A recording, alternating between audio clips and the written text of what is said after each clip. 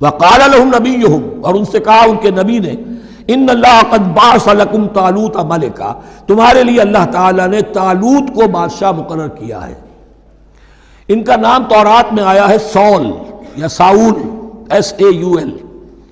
اب یہ سمجھ میں نہیں آتا، ہو سکتا ہے کہ اصل نام ساؤل ہو، لیکن چونکہ وہ بہت قداور تھے، طول قداور، اس لیے ان کا ایک صفاتی نام ہو طالوت۔ قرآن مجید نے صفاتی نام لیا ہے کہ وہ بہت قداور تھے۔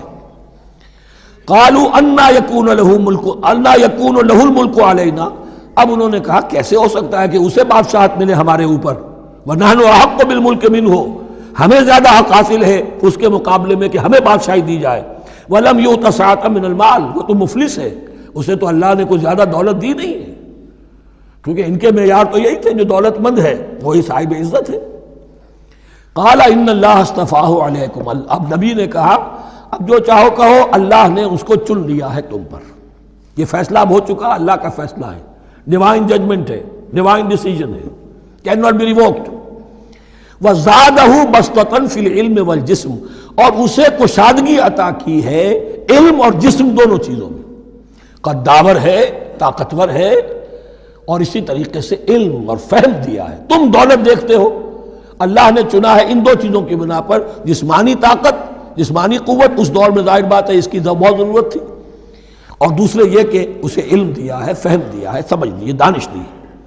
واللہ یؤتی ملکہ من یشاء، اور اللہ تعالیٰ جس کو چاہتا ہے اپنی بادشاہت دے دیتا ہے۔ واللہ واسع علیم، اللہ بہت سمائی والا ہے، واسع، اس کی وسعت جو ہے وہ عطا ہے، اور علیم، اور سب کچھ واسع علیم، جاننے والا ہے، یعنی وہ جس کو جو کچھ دیتا ہے بربنائے علم دیتا ہے، کون اس کا مستحق ہے۔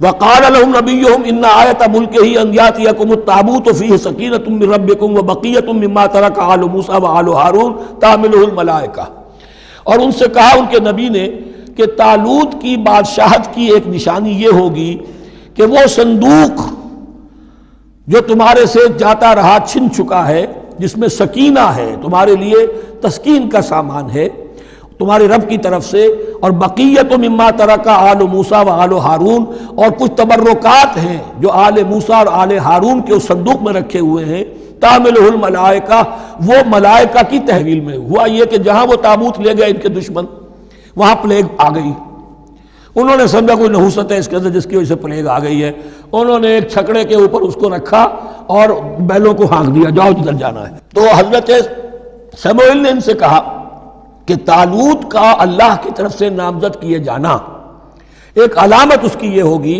کہ وہ تمہارے تسکین کا سامان جو تم سے چھن گیا تھا، ان کے عہد امارت میں یا ان کے عہد ملوکیت میں تمہیں واپس مل جائے گا، اور وہ فرشتوں کی تحویل میں ہے۔ تو ایک روز وہ چھکڑا جو ہے وہ لیے ہوئے وہ تابوت ان کے ہاں پہنچ گیا۔ ان فی ذلک لآیۃ لکم ان کنتم مؤمنین، یقیناً اس میں تمہارے لیے نشانی ہے اگر تم ماننے والے ہو۔ فلما فصل طالوت بالجنود، اب جب حضرت طالوت اپنے لشکروں کو لے کر چلے، ان میں سے جو لوگ تو انکار کر گئے رہ گئے، جو لوگ چلے ساتھ ان کو لے کر چلے۔ قال ان اللہ مبتلیکم بنہر، انہوں نے فرمایا اپنے لشکر والوں سے اللہ تعالیٰ تمہاری ایک آزمائش کرے گا ایک نہر سے، دریا سے، یہ جو ہے جارڈن ریور جارڈن، اس کو کراس کر کے پھر حملہ کرنا تھا۔ فمن شرب منہ فلیس منی، جو اس میں سے پیٹ بھر کر پانی پیے گا وہ مجھ میں سے نہیں ہے۔ ومن لم یطعمہ فإنہ منی، جو اس میں سے پانی نہیں پیے گا وہ میرا ساتھی ہے۔ الا من اغترف غرفۃ بیدہ، سوائے اس کے کہ کوئی صرف اپنے چلی سے لے کر، چلو سے، اور وہ کچھ وہ ایک گھونٹ لے لے۔ یہ اصل میں ہر کمانڈر کے لیے ضروری ہوتا ہے کہ کسی بھی بڑی جنگ سے پہلے اپنے ساتھیوں کا مورال دیکھے، ڈسپلن کی حالت دیکھے۔ تو جیسے حضور نے بھی غزوہ بدر سے قبل مشاورت کی تھی کہ مسلمانوں ایک لشکر آ رہا ہے جنوب سے کیل کانٹے سے لیس، اور ایک قافلہ آ رہا ہے شمال سے، اور اللہ نے ان دو میں سے ایک کا وعدہ کیا تمہیں ضرور ملے گا، بتاؤ کدھر چلیں۔ اندازہ ہو گیا کچھ لوگ جو کمزوری دکھا رہے تھے انہوں نے کہا چلیں جی پہلے قافلہ لوٹ لیں، اور جو لوگ تھے باہمت انہوں نے کہا جو حضور آپ کی ارادہ، جو آپ کا منشا ہو۔ تو یہاں بھی انہوں نے اس سے ٹیسٹ کیا ہے کہ آیا وہ میرے حکم کی پابندی کرتے ہیں یا نہیں کرتے۔ فشربوا منہ، تو ان سب نے، بہتوں نے پیا اس میں سے خوب جی بھر کر، الا قلیلا منہم، سوائے ان میں سے بہت کم تعداد میں۔ فلما جاوزہ ہوا والذین آمنوا معہ، تو جب گزرے اس دریا کے پار، اترے وہ اور وہ لوگ جو ان کے ساتھ ساتھیہ اہل ایمان رہ گئے تھے. یعنی پہلی سکریننگ پہلے ہو چکی تھی، جو قتال ہی کے منکر ہو گئے تھے، اور اس کے بعد دوسری ہو گئی ہے کہ جو اس چھلنی میں سے نہیں نکل سکے، وہ پانی پی کر بے سدھ ہو گئے. یہ ایسا ہی ہے جیسے غزوہ احد میں حضور صلی اللہ علیہ وسلم کے ساتھ 1000 آدمی مدینے سے نکلے تھے اور پھر عین وقت پر 300 آدمی ساتھ چھوڑ کر چلے گئے. تو جب انہوں نے دریا پار کر لیا، انہوں نے اور ان کے ساتھی اہل ایمان نے، قالوا لا طاقت لنا اليوم بجالوت وجنودہ، تو انہوں نے کہا کہ ہمارے اندر تو واقعتاً طاقت نہیں ہے کہ ہم جالوت کا اور اس کے لشکروں کا مقابلہ کر سکیں. یہ گولیت جس کو کہتے ہیں جالوت، یہ بڑا قوی ہیکل انسان تھا، اور اس کا جو زرہ بختر تھا وہ اتنا پورا جسم ڈھکا ہوا کہ سوائے آنکھ کے سوراخ کے اور کچھ نہیں تھا اس میں، جو نظر ہی نہیں آتا تھا. تو اس نے مبارزت کی اور کوئی بھی مقابلے پر نہیں آ رہا تھا.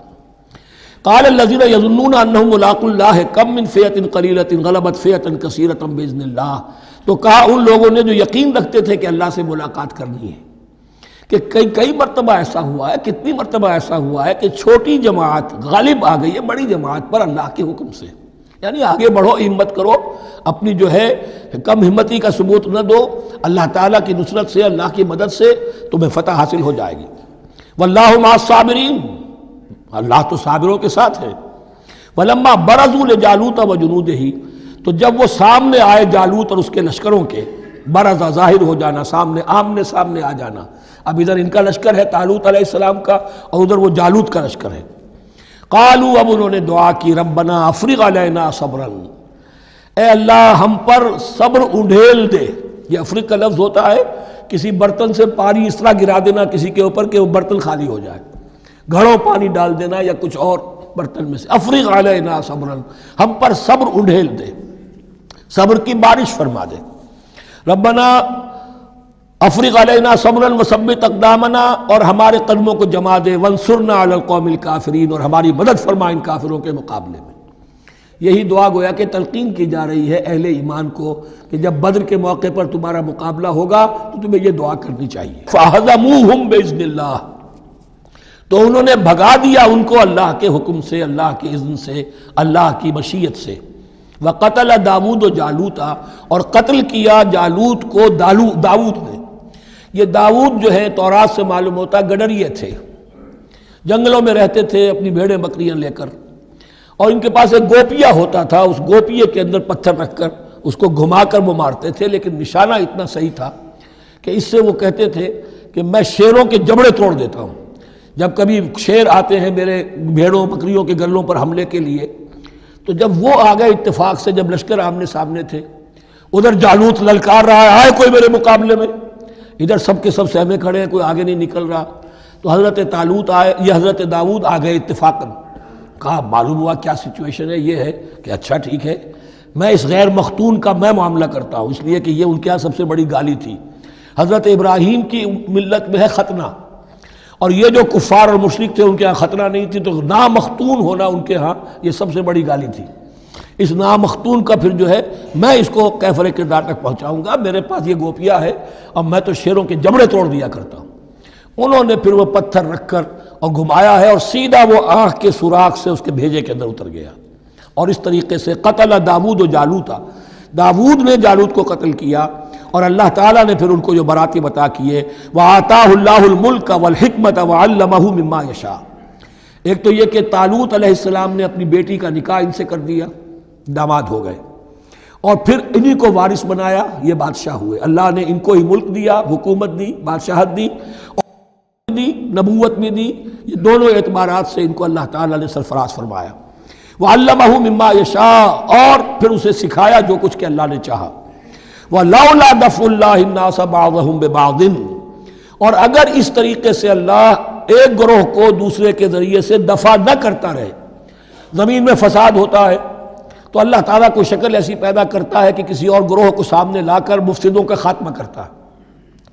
اگر ایسا نہ ہوتا، وَلَوْلَا دَفْعُ اللَّهِ النَّاسَ بَعْضَهُمْ بِبَعْضٍ لَفَسَدَتِ الْأَرْضُ، تو زمین میں فساد ہی فساد پھیل گیا ہوتا.